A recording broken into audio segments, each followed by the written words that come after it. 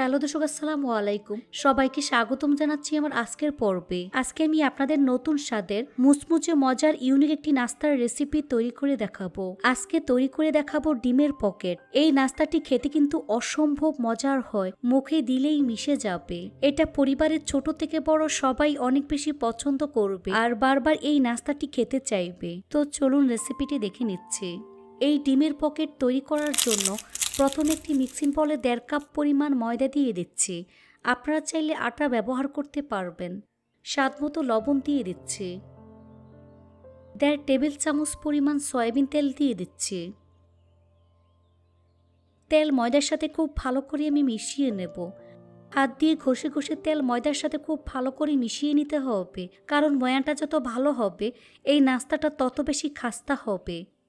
যখন দেখবেন হাত দিয়ে মুট করলে এরকম দলা পেকে যায়, তখন বুঝতে হবে ময়ানটা পারফেক্ট হয়েছে। এখন এর মধ্যে অল্প অল্প করে পানি অ্যাড করে সফট একটি ডো তৈরি করে নিতে হবে।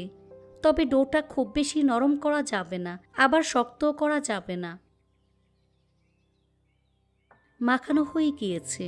এখন ডোটাকে আরও কিছুক্ষণ সময় নিয়ে আমি মথে নেব।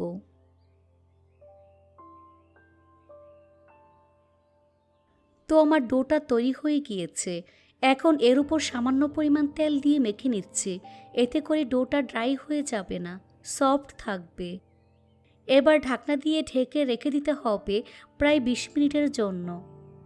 এই ফাঁকে চুলা একটি ফ্রাই প্যান বসিয়ে এর মধ্যে 2 টেবিল চামচ পরিমাণ সয়াবিন তেল দিয়ে দিচ্ছি। তেল গরম হয়ে আসলে চুলাটা স্লোতে রেখে এর মধ্যে 3টি ডিম দিয়ে দিচ্ছি। ডিমগুলোকে আমি শ্যালো ফ্রাই করে নেব। ডিমগুলো দেওয়ার পর আমি কিছুক্ষণ অপেক্ষা করব। এখন ডিমটাকে আমি এভাবে ভেঙে ঝুড়ি ঝুড়ি করে নিচ্ছি।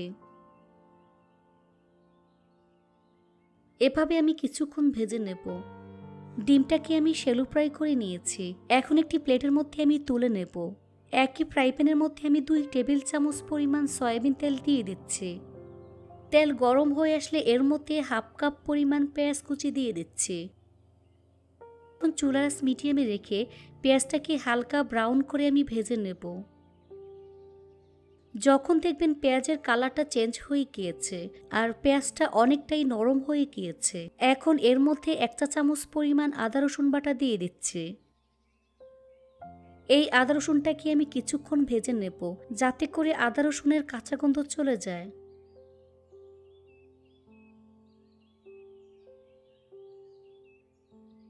তারপর এর মধ্যে দিয়ে দিচ্ছি 3টি কাঁচামরিচ কুচি, 1/2 কাপ পরিমাণ মটরশুঁটি, 1/2 কাপ পরিমাণ কিউব করে কাটা গাজর দিয়ে দিচ্ছি, 1 কাপ পরিমাণ কিউব করে কাটা ক্যাপসিকাম দিয়ে দিচ্ছি।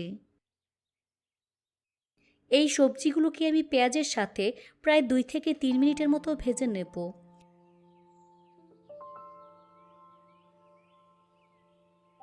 দুই মিনিট পর এর মধ্যে দিয়ে দিচ্ছি 1/2 চা চামচ পরিমাণ মরিচের গুঁড়া, 1 চা চামচ পরিমাণ ধনিয়ার গুঁড়া, চিলি ফ্লেক্স দিয়ে দিচ্ছি 1/2 চা চামচ পরিমাণ, চাট মশলার গুঁড়া 1/2 চা চামচ পরিমাণ, স্বাদমতো লবণ দিয়ে দিচ্ছি। গুঁড়া মশলাগুলোকে সবজির সাথে আমি খুব ভালো করে মিশিয়ে নেব। এভাবে প্রায় 1 মিনিটের মতো আমি কষিয়ে নেব।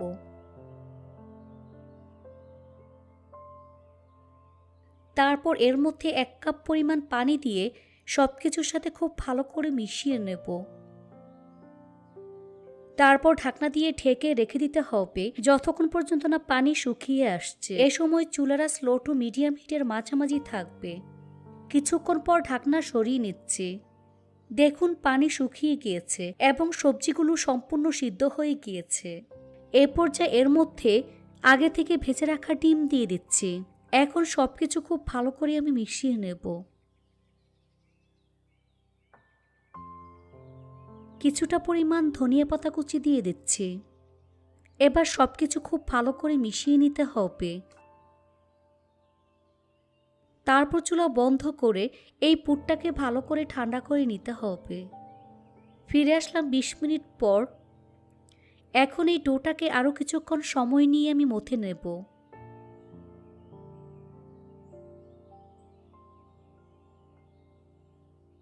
এখন এই ডোটাকে সমান 4 ভাগে ভাগ করে নিচ্ছি।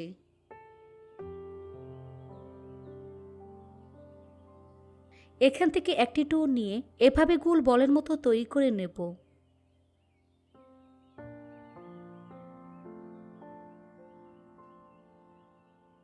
এখান থেকে একটি লেচি নিয়ে বাকিগুলোকে ঢেকে রেখে দিতে হবে।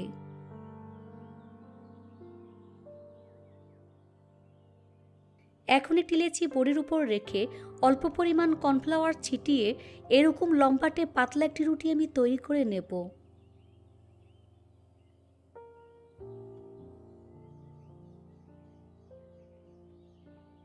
এই তো আমার একটি রুটি তৈরি হয়ে গিয়েছে।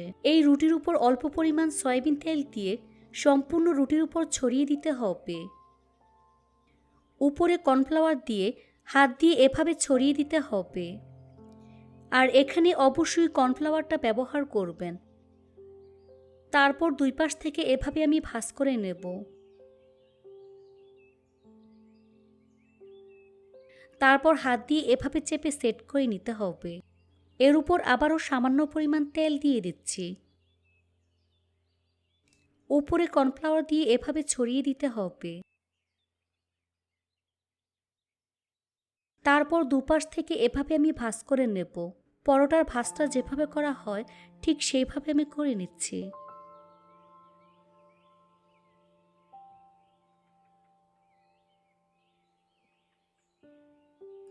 একইভাবে বাকিগুলোকে আমি তৈরি করে নিয়েছি। এখান থেকে একটি অংশ নিয়ে উপরে অল্প পরিমাণ কর্নফ্লাওয়ার ছিটিয়ে এরকম পাতলা চারকোনা একটি রুটি তৈরি করে নেব। এই রুটিটা অবশ্যই কর্নফ্লাওয়ার দিয়ে বেলে নেবেন।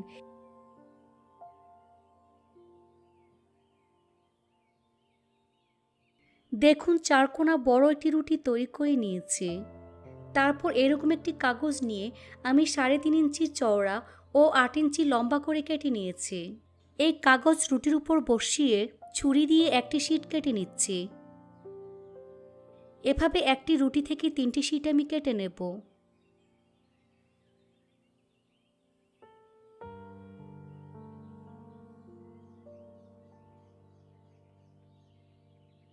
দেখুন একটি রুটি থেকে 3টি শীট তৈরি করে নিয়েছি। একইভাবে সবগুলো শীট আমি তৈরি করে নেব।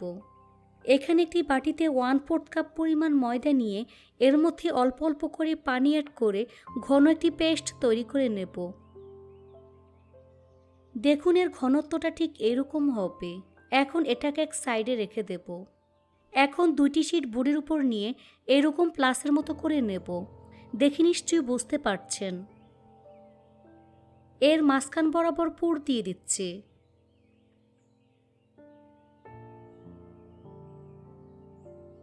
চামচ দিয়ে এভাবে স্কয়ার শেপ করে দিচ্ছি। এখন শীটের চারপাশে আঙুল দিয়ে এভাবে আঠালো ব্যাটার আমি লাগিয়ে নেব।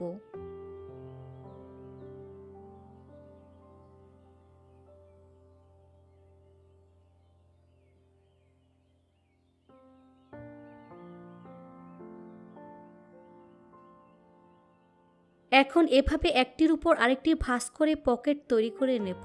একটু খেয়াল করলেই বুঝতে পারবেন কাজটা আমি কিভাবে করছি।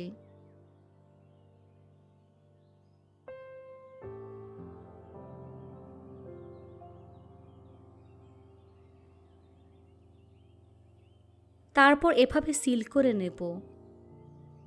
এই তো আমার একটি নাস্তা তৈরি হয়ে গিয়েছে।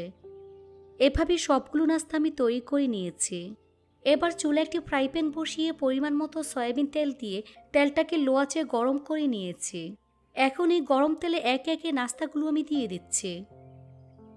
চুলারা স্লোতে রেখে এই পকেটগুলোকে একটু সময় নিয়ে ভাজতে হবে।